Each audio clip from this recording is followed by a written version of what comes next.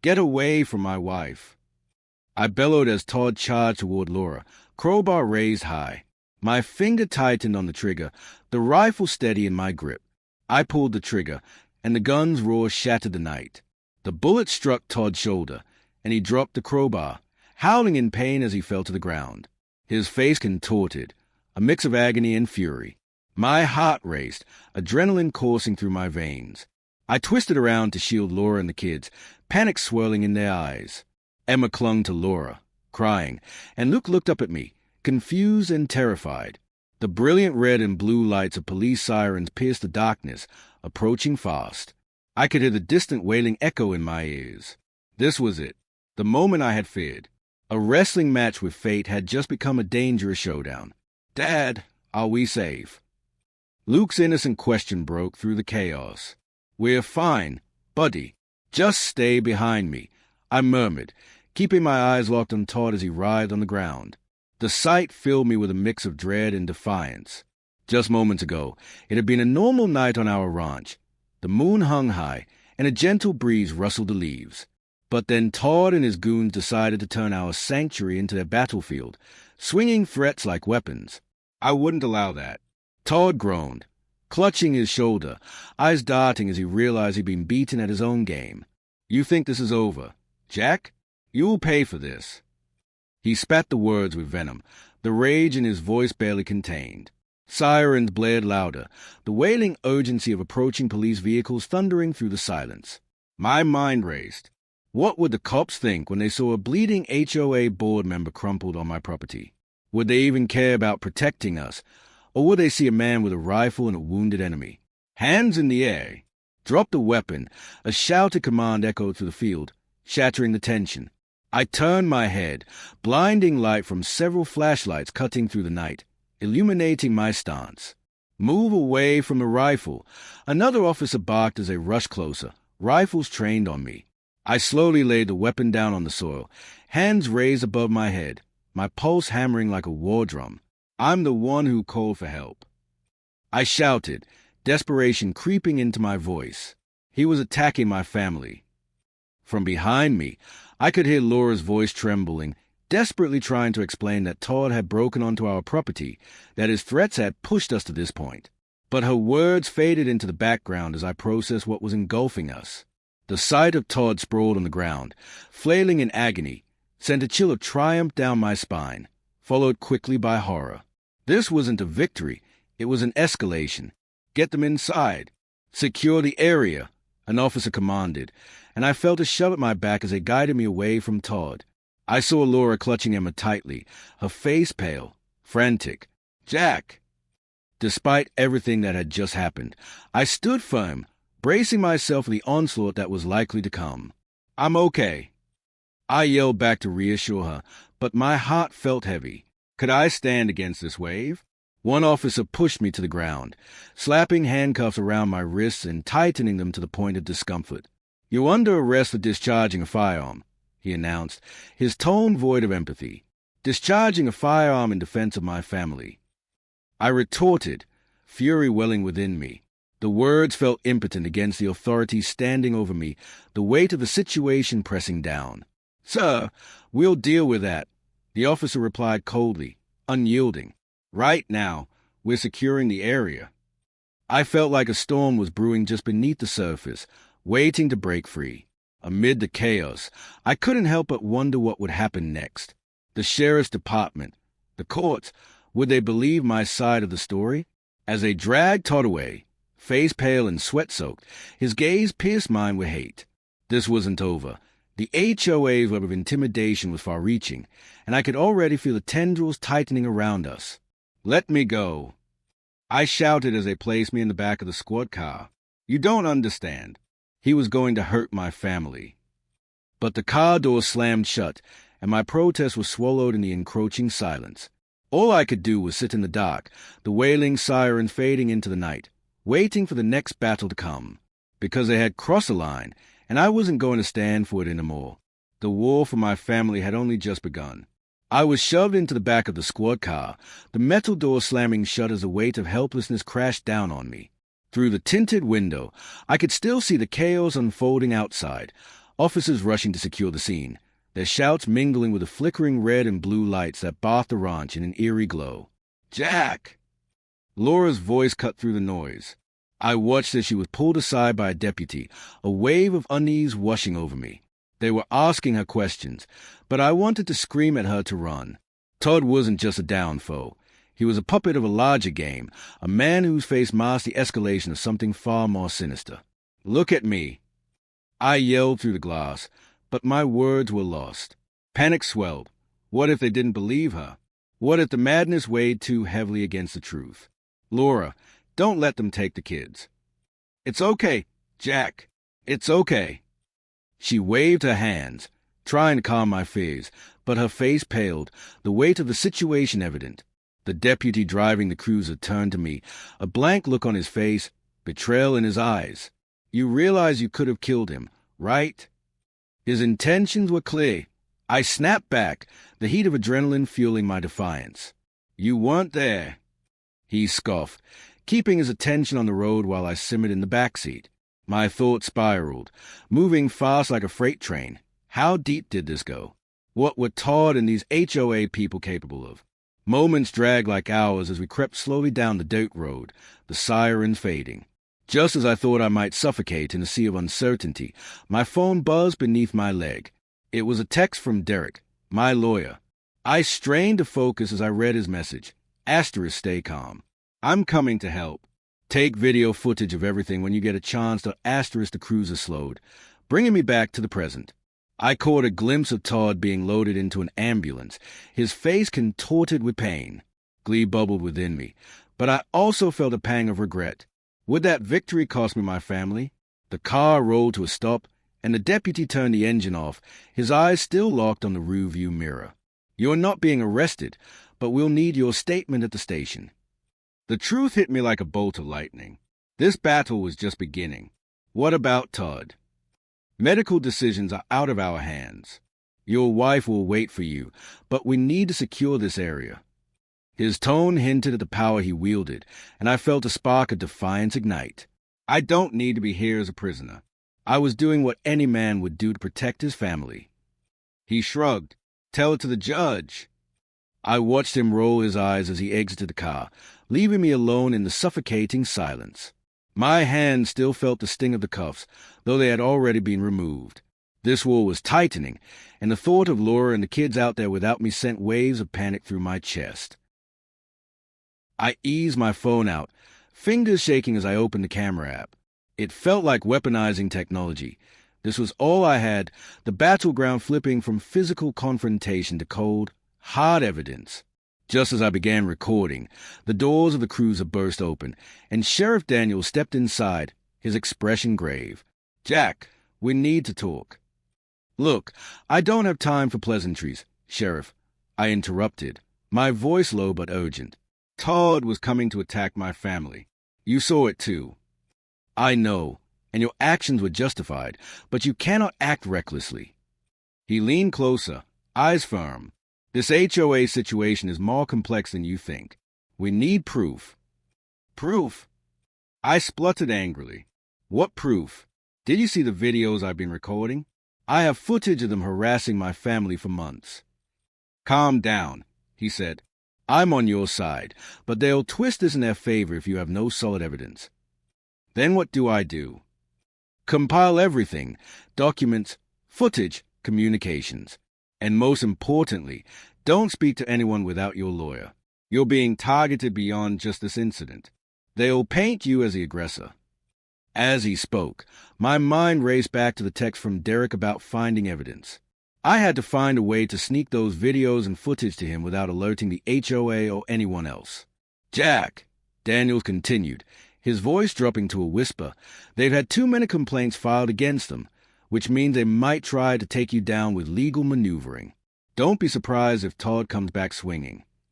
Just like he always does, I responded, jaw clenched. My mind reeled. If Todd had law enforcement connections, or if there were deeper ties to Evergreen Strategic, we could be facing threats that extended far beyond the small-town HOA. Daniels opened the door, casting a final glance back, a flicker of sympathy on his face. "I'm here to help. Just remember, be smart."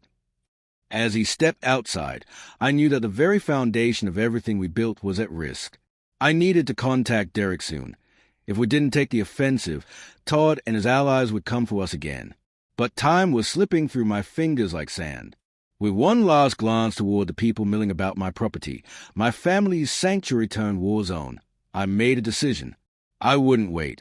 I would start collecting every piece of evidence I could. They were coming for us, but I would stand my ground, ready to fight back, not just for me, but for everything that truly mattered. The noise of the ambulance and shouting officers faded into the backdrop as I planned my next move, resolved to expose this conspiracy once and for all. My heart pounded as I watched Sheriff Daniels step outside, my opportunity slipping away. I needed to act fast. With a quick glance around, I opened the door of the squad car and stepped out. The cold wind whipped through my hair, invigorating me, but I couldn't shake the knot of dread tightening in my stomach. "Jack!" A voice shot out from behind the chaos of flashing lights. It was Laura, breaking away from the deputy trying to manage the scene. Her eyes were wide with panic. "What's happening? Are you okay?"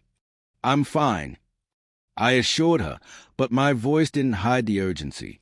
"You need to stay close. They'll try to twist this." As she hurried toward me, I caught a glimpse of Todd being wheeled into the ambulance, a flurry of medics surrounding him. No doubt he was already conjuring a narrative to paint me as a villain in this twisted affair.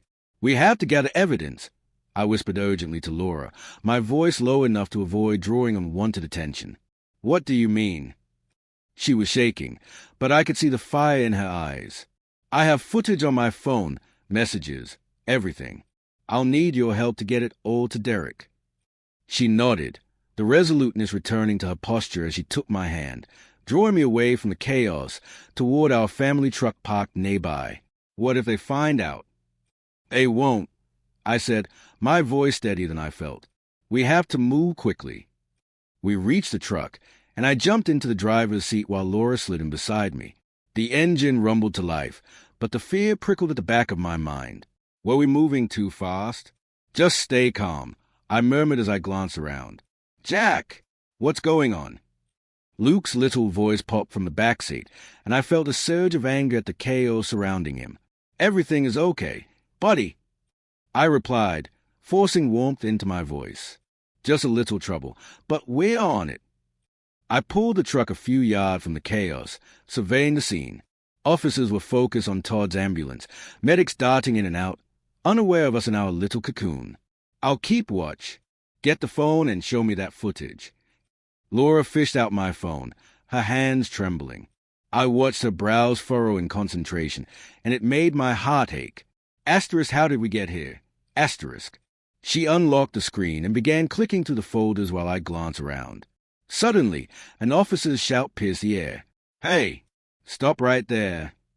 My pulse quickened as I turned to see Deputy Lynch, storming toward us, eyes narrowed in suspicion. I couldn't let him see us here. I grabbed Laura's arm. "Hide it. Now." She shoved the phone into her pocket just as Deputy Lynch reached the truck. "What are you doing here?" His tone was accusing, suspicion etched on his face. "Just checking things out," I said, feigning innocence, though my throat was tight as I spoke. "Looks like you're trying to leave the scene of an incident," he shot back, narrowing his eyes. "Step out of the vehicle." "No, I don't have to." I couldn't keep the panic from creeping into my voice. "I didn't do anything wrong." "Do it," he barked. His tone left no room for argument, and Laura's grip tightened on my arm. With a sigh, I threw open the door and stepped out, Laura following suit. "What's your problem, Lynch?" I demanded, defiance coursing through me. "Stand over there." He motioned toward the cruiser, his jaw clenched. "Why? We're cooperating." I shot back, frustration bubbling over. "Just do it." He approached closer, and I could see the anger simmering just beneath his surface. "Or I can book you both for obstruction." A flare of fear shot through me, but I didn't break. "What about Todd? He's the one who attacked us." Lynch stepped closer, lowering his voice, his composure wavering. "Enough. You're in a precarious position. Jack, just stay quiet and let this play out. You might end up painted as a victim, but you need to tread carefully." I'm not a victim. I'm a father protecting his family. I shot back, the fire igniting within me again, and once more Laura squeezed my arm, trying to hold me down. I didn't recognize the man I was becoming, but I pressed on. You know what is capable of. Lynch. The deputy's expression shifted slightly. He was caught between allegiance to the law and the flash of empathy. Keep your head down, and I might be able to help you later. But I can't bail you out if you get into more trouble. Before I could respond, he turned and called out a warning to the other officers, ensuring he didn't give them time to inspect the truck. My mind raced. A temporary reprieve. I had to act without being stupid. If we can get this footage to Derek, I whispered to Laura, recognizing what we needed to do. Okay, she nodded, but time was slipping through our fingers like sand. But how? We can't go back inside.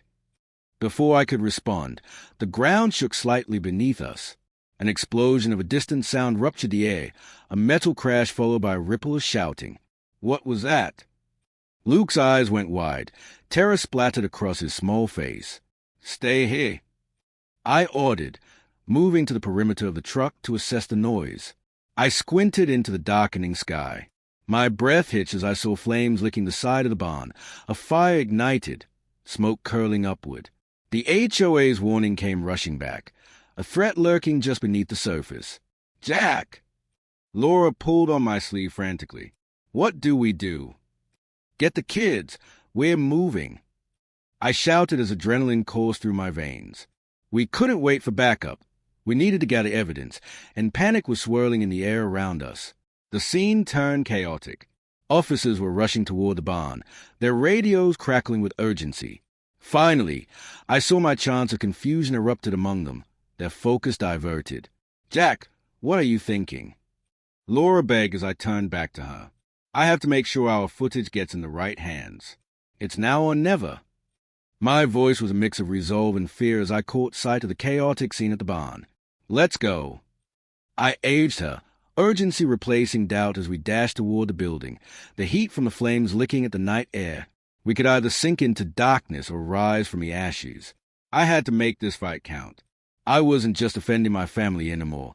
I was about to unearth a whole world of trouble that would drag us through hell, and I was ready to drag the entire HOA into the light. Flames crackled like a living entity, eager to consume everything in their path.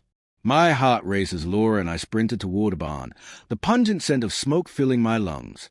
We shouldn't be here, she shouted, fear etched across her features, but none of it mattered now. We had to move. Grab the phone, I instructed, darting into the shadow of the barn's entryway. With the fire spreading, the panic of the moment sharpened my focus. We need to document this. Laura fumbled with the device, and I rushed to the nearest storage room inside, eyes scanning the dim glow of flickering flames. Old tools, beaten up furniture, and crates cluttered the floor.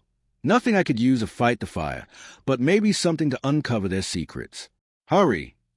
I called back, my voice strained as I yanked open a dusty crate. Inside lay old documentation, HOA agendas, and charred remnants of letters that whispered cautionary tales of negotiations gone awry. Jack! Laura's voice trembled from behind me. What if someone sees us? If anyone's going to see us, it's going to be the ones who deserve to. I hissed. I shifted through the papers, heart hammering. They had hidden meetings, conversations outlining intimidation, and mentions of obscure investments that made no sense, until I put the pieces together. Workers from the HOA were sweeping under the rug everything Todd had done. The fire wasn't just an accident. It was a cover-up. Look! Laura exclaimed through the chaos, holding up my phone. I got the footage. Show me, I urged, adrenaline pulsing through me, as I continued searching for anything substantial. Each second counted. She played the video quietly, the shadow from the flames dancing ominously behind us. It showed Todd's aggressive tactics, threats aimed at us and neighbors, footage that could break the facade of the HOA's righteousness. My pulse quickened as I realized this could pull the entire corrupt bubble into the light. Jack, we need to get this to Derek, she urged, her eyes scanning the door as more officers poured into the chaos. Not yet, I snapped, holding my ground. I needed more. As I rifled through the crates, I felt something hard beneath my fingertips, a small metallic box. My heart raced with curiosity. I pried it open, revealing a stash of incriminating documents and a flash drive labeled Project Evergreen. The contents promised to divulge everything Todd and his cronies had ever planned. I think this is it. I gasped, pulling out the flash drive. Get it out of here. Laura urged, panic in her eyes as the heat grew more intense, flames licking closer to our hiding spot. We had to move. I shoved the drive into my pocket as if it were a treasure. Let's circle around to the back. We need to avoid the officers. But just as we turned to slip out of the barn, a figure filled the doorway. Deputy Lynch, now shadowed by several officers. I knew you were involved in something, he thundered. Get out of our way. I shouted, innocence giving way to desperation. Not so fast, Lynch replied, his tone cold, eyes filled with determination. You think you're the good guy here? You don't know what you're up against. But we do. We have proof. Laura interjected, her voice steadier than I felt. Proof? What do you think will happen if I let you walk out with it? The HOA owns this town, Jack. You think these so-called charges will protect you? His eyes flicked toward the smoldering blaze, a knowing look crossing his face as he squared his shoulders.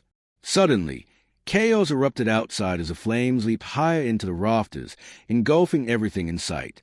The sound of crackling wood and shouting officers intensified, drowning out the tension at the doorway. Lynch's gaze flickered with concern. This place is going down. I seized the opening. You want to save your career? Let us go. We can expose them, expose you. This fire is their doing. They set us up. For a fleeting moment, Lynch hesitated. Something flickered behind his steely facade. Doubt. You think I'm scared of them? But as we stood there facing off, the flames erupted wildly behind him, sending more officers scrambling to evacuate. We're running out of time. Laura yelled, with resolve swelling in me. I yelled, take your chance. Protect your family, or let the flame consume us all. I stepped toward him, the urgency echoing in my heart. I can't. His voice cracked as he looked over his shoulder at the chaos unfolding. Then do something. I urged. You know what they're capable of. He stared at me, conflict wavering in his eyes, and then a flicker of understanding ignited. Fine, but we need to move. He stepped aside, allowing us a narrow path through the doorway. Go, now. Thank you. I shouted as we bolted past him, adrenaline driving our legs forward. The flames roared behind us, illuminating the night sky in an inferno of orange and red as we sprinted. I felt the heat radiating against my back, and panic surged. Could we make it out alive with the evidence we needed? Suddenly, the ground shifted beneath us, and an explosion sent shockwaves through the air. The barn collapsed in a thunderous roar, debris shattering in every direction. Run! Lindsay screamed as I grabbed her hand and pulled her close. We dodged falling beams and debris, the world around us collapsing under weight of the fire's wrath. But we weren't alone. As we barreled forward, I saw the shadows of several figures emerging from the smoke, silhouettes darting through the chaos. Todd's henchmen, armed and determined. Jack, they're coming. Laura yelled just as bullets began to rain down around us. Get behind that truck. I shouted, adrenaline fueling my instincts. We dove for cover before they could close the distance, hearts pounding as we tucked low to the ground. The sound of shouting and gunfire blended with the roar of the fire. It felt like a nightmare spiraling out of control. I looked at Laura, her face pale but fierce, glimmering with that same defiance. Get the drive to Derek. I yelled over the din, I'll hold them off. No way. We stand together, she cried back, her voice steadying me. Then, in that electric moment, everything shifted. I remembered the flash drive and the weight of the evidence we carried. I have what they don't want us to have. We can expose them. The ground shook again beneath us, the barn's flames raging higher, and that spark of desperation became fury. We fight to win. With a nod, we peeked around the truck, our eyes locking, and we move as one, a synchronization born from fear and determination. Just then, an officer, drawn by the commotion, burst into view. "Duck!" Lynch shouted, running in from the other side, his instincts kicking in even amidst chaos. He began shouting orders, but his eyes were fixated on one of the henchmen pressing closer, gun drawn. "Back on the ground," he yelled, stepping into the crossfire. The standoff electrified the air, our breaths mingling with the smoke and confusion. In that moment, I recognized a path forward. This was bigger than any of us. "Use it!" I yelled to Lynch as a henchman pointed his gun right at him. He hesitated at first, but then his eyes lit up with determination. "I will," he uttered, stepping into action as the flames roared behind him. More officers joined him, producing shields and weapons almost instantly. A battle erupted right outside the truck, gunfire snapping through the air as trench lines blurred and chaos unfolded. And then it happened. As Lynch aimed back, Todd's voice echoed across the night, raw and filled with malice. "Jack, you think this is over? You're playing a dangerous game." His words lit a fire within me, galvanizing my resolve. "No, Todd, it's just beginning." Fingers trembling, I pulled out the flash drive, holding it high like a badge of truth. "You're all going down. This ends tonight." Then came the shocking twist, a strike of betrayal. As the officers pressed forward, allowing Lynch to cover their back, I felt the weight of their absolute certainty, their willingness to fight for what was right, mixed with unyielding loyalty, producing an electric bond that sliced through the flames. With one final shout, I hurled the flash drive into the air toward Lynch. "Prove it!"